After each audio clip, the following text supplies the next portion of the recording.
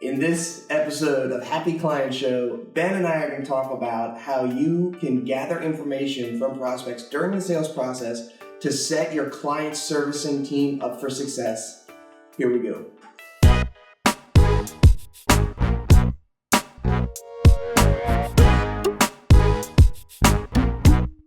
Guys. Welcome back. I know you've missed us. I know I've missed looking at Dimmer longingly into his eyes to talk about client stuff. This is the Happy Client Show, and we are back after a little hibernation. We had a little too much steak and fell asleep for a couple of years, but we made it back, and we have some caffeine to prove it. You're right, Ben. Here we are. We're ready to roll. And in this season of Happy Client Show, the whole theme is giving agency servicing pros the tools, tips, tricks, and encouragement that you need to effectively do your job well, because we know it can be a grind down there in the trenches working with clients every single day. So we want to give you some processes, strategies, tips, and tricks to make your life a little bit easier. Maybe bring a little joy into your life, Ben. You think we can do that for folks? Joy? I don't know about that. That's asking too much. Anyway. I can get you a coupon. But...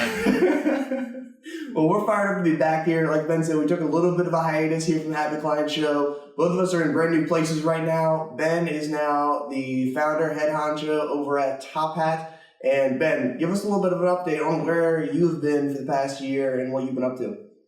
Well, I was in a military prison for, actually, that's just the story they told me to tell. But founder, client services director at Top Hat. It's a 5-person boutique agency in the Pittsburgh area. And so we specialize in creative marketing services, branding, web design, and communication strategy. And so being head of, the client success for the agency, my entire shtick is that I deal with clients and, really proven out that the success of your clients will be the success of your agency. So a lot of learning lessons there. And I'm really excited to share some of these things from this new trench. Awesome. Well, Ben, you come from a website background. You worked with us at Guava Box where you had the inbound agency background. Now you guys move upstream and do a little bit more of the branding, graphic design, storytelling side of things. So good things are ahead here where we're going to bring a lot of different perspectives to the table to help folks, depending on what kind of an agency you have.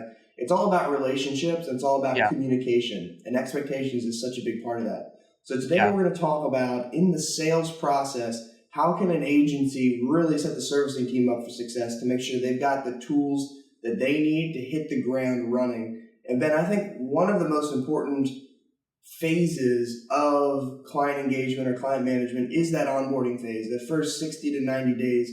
We're going to get into that a little bit more in the next episode on how to effectively gather information in that phase. But first, we want to set that phase up for success here in the sales process by making sure that we've got the right information gathered. Yeah. So from your side, what are some things that agencies should be thinking about when they start working with the agency sales team to gather the right information and really set everything up for success? Yeah, this is where things fall off and really set up an agency and a client for failure, where there's misalignment of culture, of expectation, of budget, of timeline, of all these different things. So in the sales process, the sales team shouldn't just be trying to close the deal, by shooting for the moon and promising the moon. They should be really trying to get an understanding of, is this client our best fit prospect, and we are a best fit prospect for them.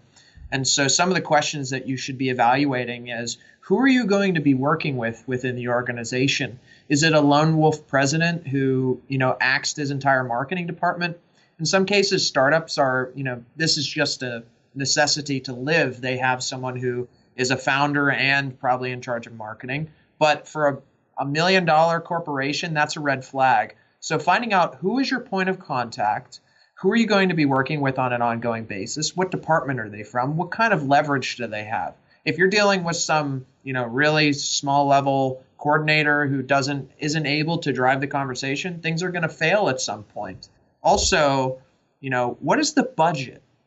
Before you even talk about the project, your agency, do they have budget to sustain this? Are they an organization that is budgeting at least 10% of their overall revenue back into communications type services, inbound marketing services. If they're not budgeting at least 10% into these services, you're going to see a long-term malevolent effect to the relationship. So those types of things.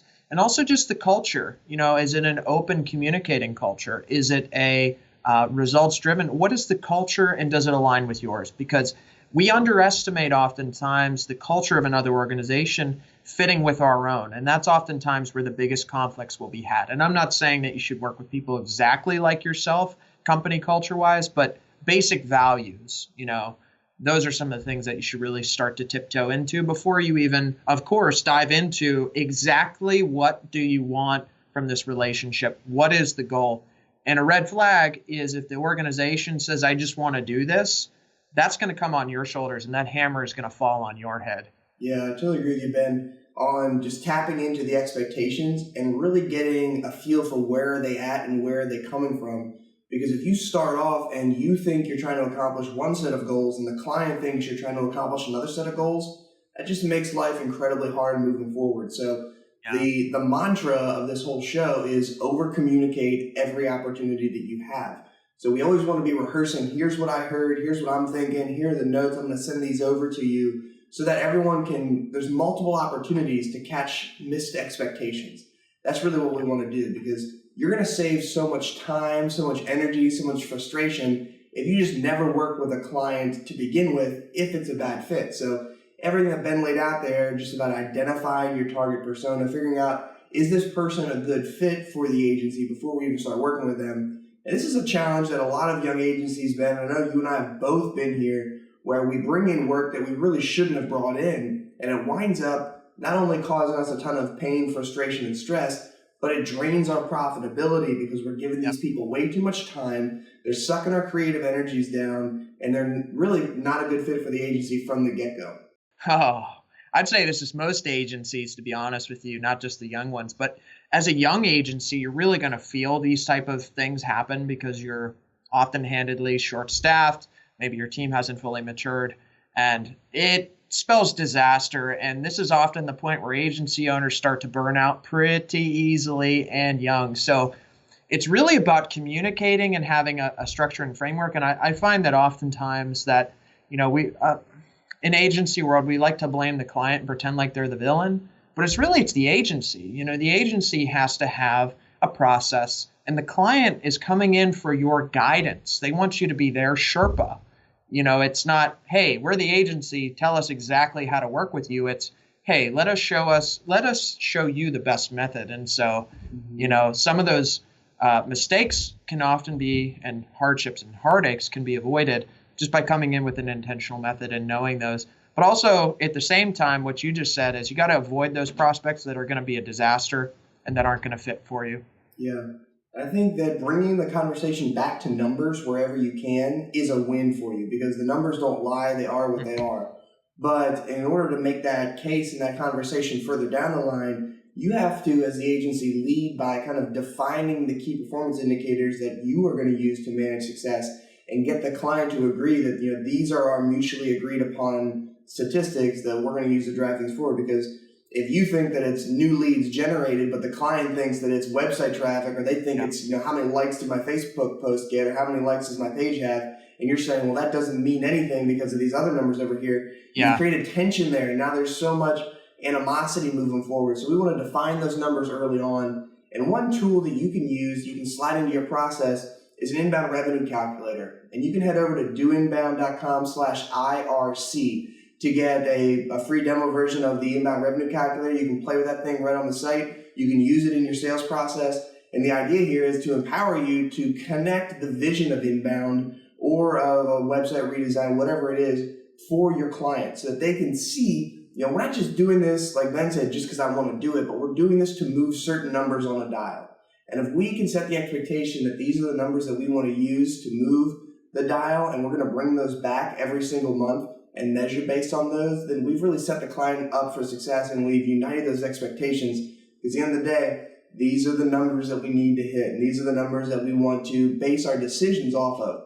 So that can help really clarify communications and get you and the client on the same page Now, we've got tons of resources here in the DoInbound Learning Center, just doinbound.com/learning. If you want to learn more about how to sell with an inbound revenue calculator, we've got a whole podcast, Ben, for the inbound sales journey. But this year, we want to talk about how do we collect the information from the client. So using assignment selling, and that's something that Marcus Sheridan over the sales line preaches a lot, giving the client homework to do during the sales process. And the inbound revenue calculator is a great piece of homework to send them during the sales process. Once you've figured out this is a good person that we could be working with, this is someone that I'd like to continue the relationship with moving forward, I'm now going to give them a piece of homework to show me that they're willing to put in time to kind of invest into this relationship, because we don't want to be the salespeople that are always knocking on the door, always shooting them emails, always hitting them up with phone calls, but they don't care.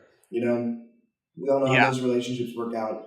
It needs to be a two-way street there. So the IRC is a great piece of homework you can send them to gather information early on and help set those joined expectations around these are the numbers that we're going to use to define success. Ben, any other tips that you would share with folks about gathering info during the sales process as we wrap this thing up? Yeah, I'd say culture, some of the things we talked about, culture, team structure, things like that. But I think the single most important piece of information that you need to gather in this process, and the thing that I see as the biggest pitfall, is agencies will scope work without understanding the output that you're talking about here. Agencies will try to say, it's $3,000 a month. But meanwhile, they get into it and the client says, we want to generate $1 million per month.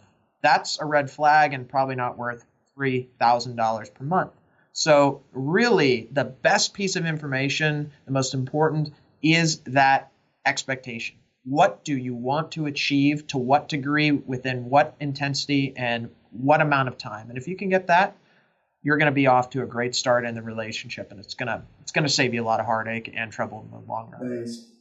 Well, if you want to grab a copy of the show notes for this episode, you can head over to doinbound.com/learning. You can even download an interactive note-taking guide there where you can just save it as Google Drive, type your notes up right there, keep all your stuff in one spot, save it, and come back to it whenever you'd like. Head over to doinbound.com/learning and head over to facebook.com/doinbound if you want to stay tuned for all these videos there. You can do that right there. Same on YouTube. Just search DoInbound. You can subscribe to the Happy Client Show and catch every fresh episode that Ben and I pump out there. So we hope to see you again next time here on Happy Client Show.